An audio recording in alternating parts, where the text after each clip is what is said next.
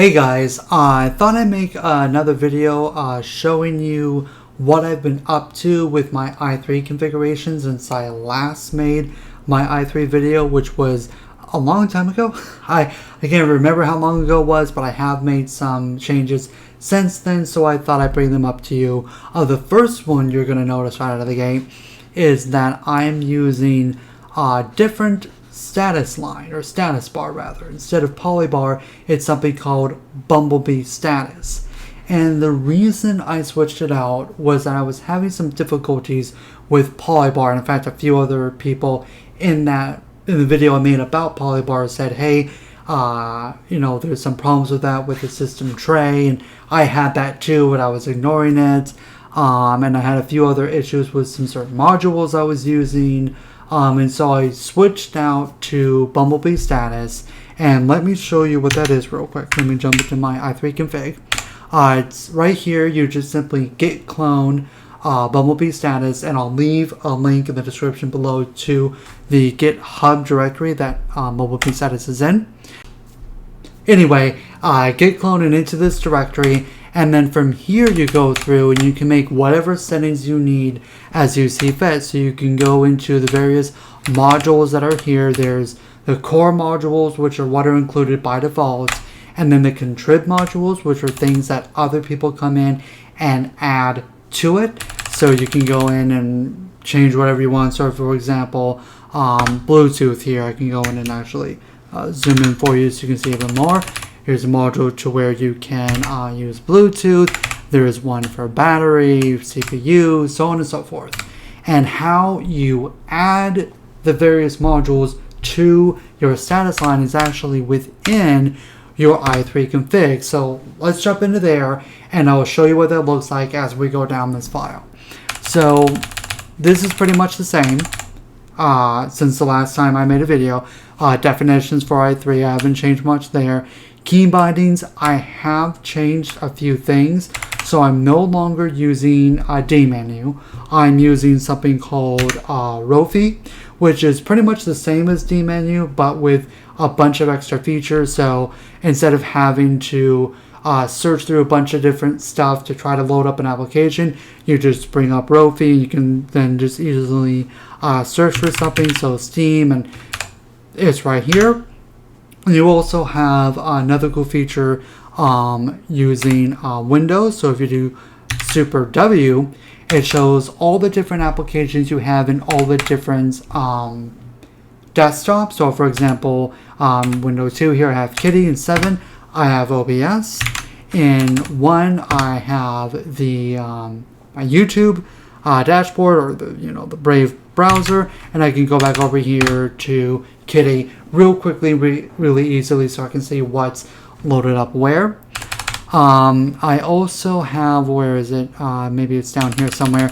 I also have a down here. I also have a special script that I'll share with you on my configs directory called configs.sh. And basically what that is it allows me to easily access all the various config files and search for them. So I can search for i3 and that'll pop up. I can search for ZSH, and I'll show you really quickly what that looks like. Here, Control Shift, and then Super F. And then here is what it looks like. So basically I'm telling it to run Kitty terminal, which is what I use, and bring it up in NVim or NeoVim like it just did. And then all you have to do to add a configuration file to this is, in double quotations, put the name of what you want to call it. So Packer, for example, and then dash and the directory that it's in, and that's it. That's all you have to do. Nothing else. All this extra stuff is how the script file actually works. But this is a lot easier than how it used to be before, where I had a special mode set up for config files. I haven't gotten rid of it. It's just everything's commented out, and instead I just use this because it's a lot easier to access, a lot easier search for things, and it's easier to add stuff to it. So I prefer that over using modes for accessing config files. Some of these other key bindings I haven't really changed much. I did add toggle full screen, so you can do Super F and this fills up the whole screen or not. If I have a second window open, I changed tiling mode to Super Shift T, which then allows me to have the tiling layout. Super T brings up then a layout toggle split or tiling mode, and you can hit Super T again and it will open up a window, opening this up horizontally, vertically, or I guess this is horizontally and that's vertically split. It's split horizontally, but I don't know, whatever. You can change the layout by just hitting Super T a bunch of times and change that. Floating, so if I wanted to make this window floating, all I would have to do is just super space, and then now it's a floating window. I can go in and do super right click and change how it's sized, super left click, move it around, and if I wanted it back into a floating or a tiling layout, super space. That's it. The focus between tiling and floating modes, I find that annoying. I never use that. It's here, but I don't really find it all that impressive. Scratch pads. So scratch pads are essentially hidden workspace that you can access at any point in time.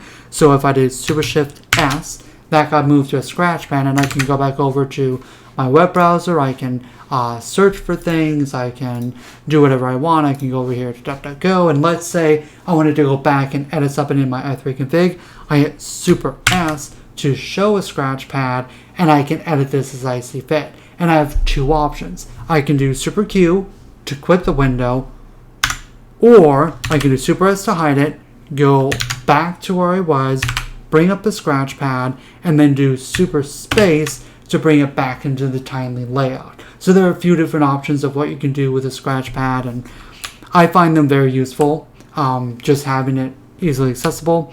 I did change the volume mixer that was used. So instead of it being PACLT, I'm using M mixer. I can't remember why I changed that, but I did. So there you go. And then Super Shift Q closes all the windows. Nothing's changed really in workspaces. I'm just going to use a mouse like a noob. Floating, I did change a few things in the floating layout. I found it annoying with certain applications, like for example, if I wanted to bring up nitrogen with Super N, the window would sometimes be below, like the opposite buttons here would be below the monitor, and I can access it, and I would have to super and then right or super left click and move it all around.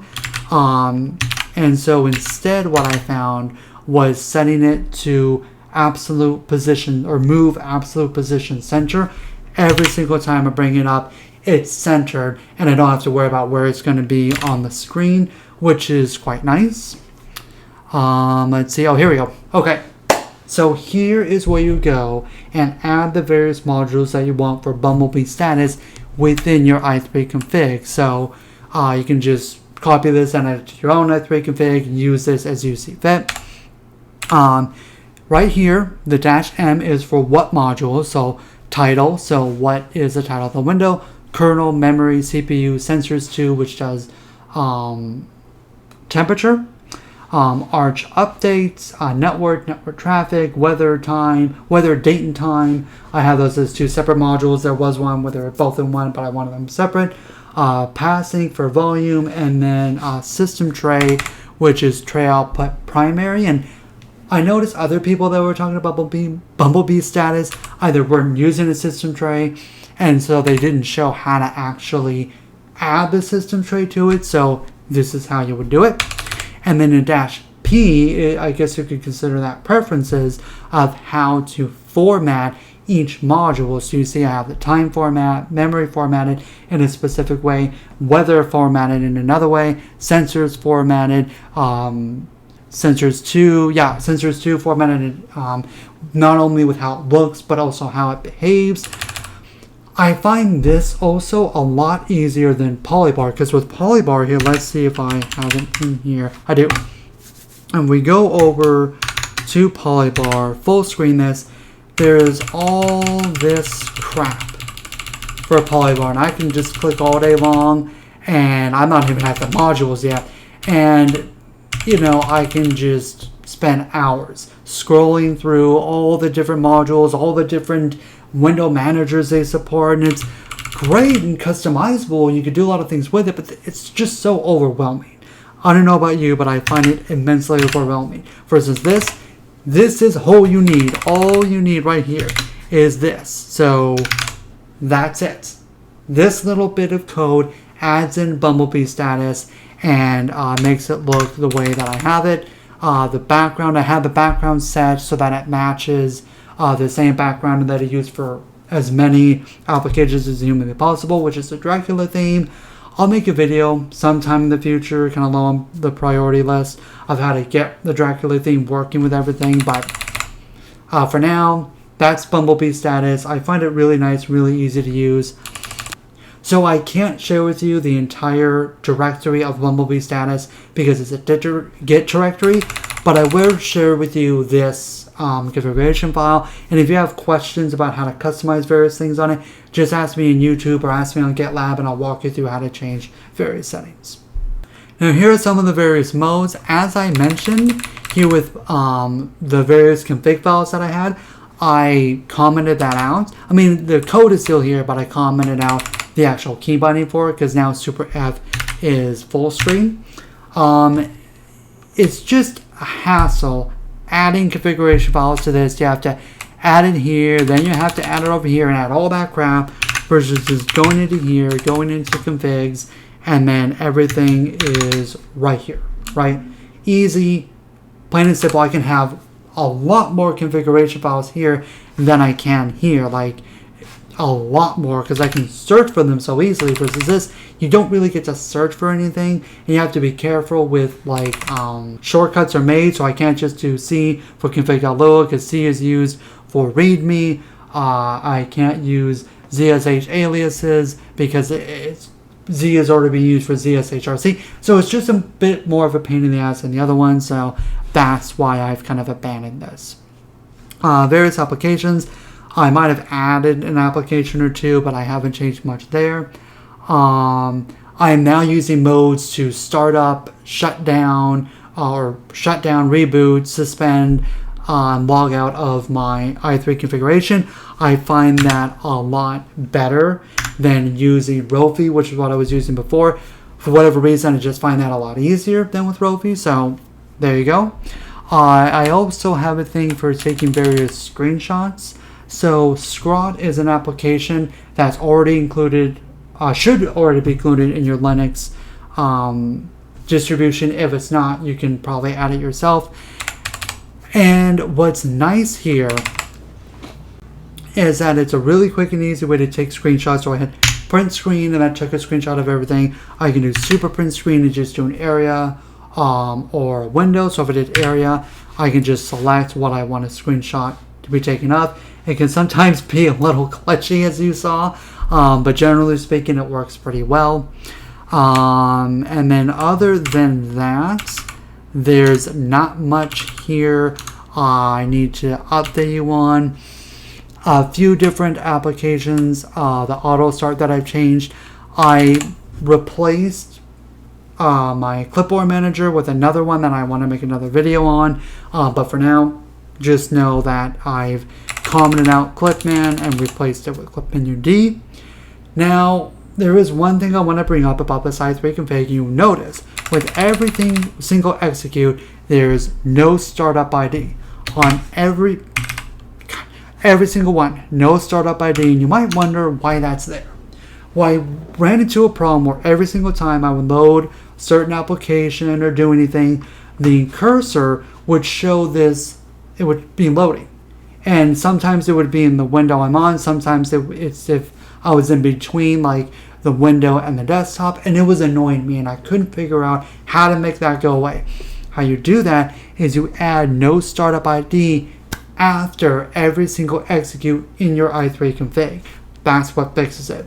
It's annoying that that's there in the first place. It's a feature that was added into i3. It's messages, or it's called messages or something like that. I forget what it's called, but it's annoying more than anything. So to get rid of it, you do no startup ID. There's probably another way to do it. I just haven't figured it out yet. But for now, this is how I fixed it. Takes care of the problem. So there you go. Other than that, there's a bunch of other applications that I've started using now, including Ranger, including clip menu, a bunch of different things that really deserve their own videos. But for now, I just wanted to make this really quick walkthrough of what I've done with my i3 config, what I've done with the status bar, and in the future I'll make other videos walking through the various applications that I've made since the last time I made a video. So thank you for watching. Hope you guys have a wonderful day. See ya.